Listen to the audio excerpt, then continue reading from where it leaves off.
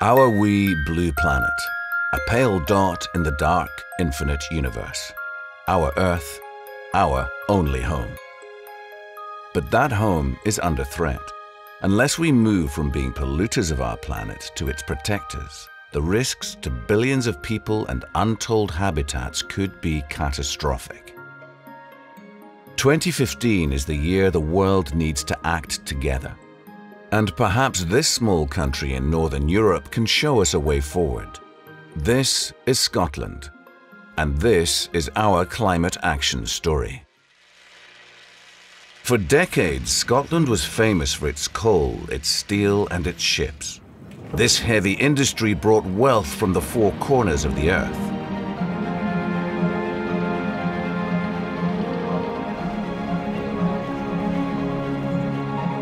Scotland's changed. Now we're a modern consumer society. We're one of the world's richest countries. But our wealth has come at a price. Our climate emissions, past and present, contribute to a global problem. And it's the poorest people in the world that are suffering most. But Scotland is facing up to its responsibilities. In 2009, the Scottish Parliament passed the Climate Change Act. It pledges Scotland to legally binding emission reduction targets and is believed to be the strongest climate change legislation in the world. I think a lot of people can be cynical about politics, but this is a remarkable piece of legislation. Tens of thousands of people across Scotland contacted their politicians and called for them to take more action on climate change. The Scottish Climate Change Act puts Scotland ahead of any other country in terms of commitments to reduce carbon emissions. So what has Scotland signed up to? By 2020, the legal target is to reduce emissions by at least 42% from 1990 levels, and then by at least 80% by 2050. Crucially, the Act was supported by every political party in the Scottish Parliament. All parties agree on this. I think Conservatives have sometimes been thought not to be keen on the environment, but we are. The environment is very important to us, it's important to all mankind, and we felt very strongly that we should be supporting legislation like this.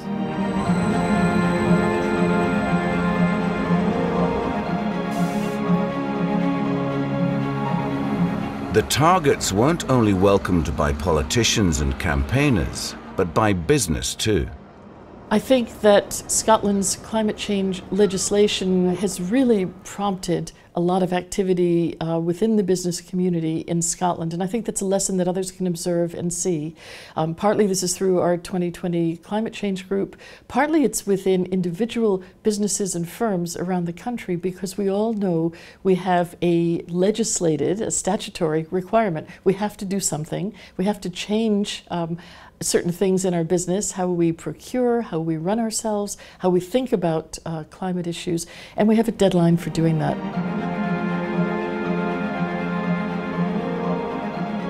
Agriculture accounts for over 20% of Scotland's emissions, but Scottish farmers also back the Act. We've been a climate change focus farm for the last 3 years. This field here has been soil mapped. It's about applying nutrients to where the nutrients are needed.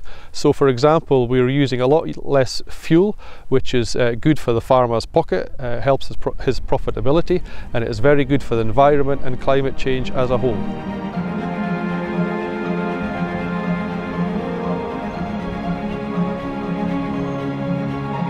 The Scottish Government has also set a target of producing 100% of Scotland's electricity needs from renewable sources by 2020. The growth of Scotland's renewable energy sector has been an undoubted success. The sector's doubled in the last 6 or 7 years. We now generate twice as much electricity as we did 6 or 7 years ago, to the extent that the renewable energy sector in Scotland now generates around the equivalent of half of all the power consumed by every home and every business in the country. And as a result, that clean electricity generation is displacing the equivalent of all the carbon emissions from Scotland's transport sector.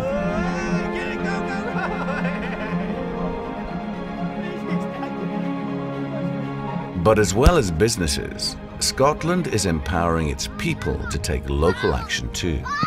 The Climate Challenge Fund helps communities move towards low carbon living. We had the solar panels installed and we had to start thinking about how could we use that energy. With a bit of sort of research, we found out that most teams were using a commercial kit wash that involved a 40-mile round trip. We approached Climate Challenge Fund, who funded us for the machines, and we were able to totally cut out all those miles connected with laundering. And all along, Scotland's civil society organisations are keeping the pressure on to make sure the targets become a reality. Scotland has a great story to tell in terms of climate action, but it's imperative that our targets are realised. What this means is that Scotland needs to reduce emissions year on year and show that we can improve people's lives at the same time.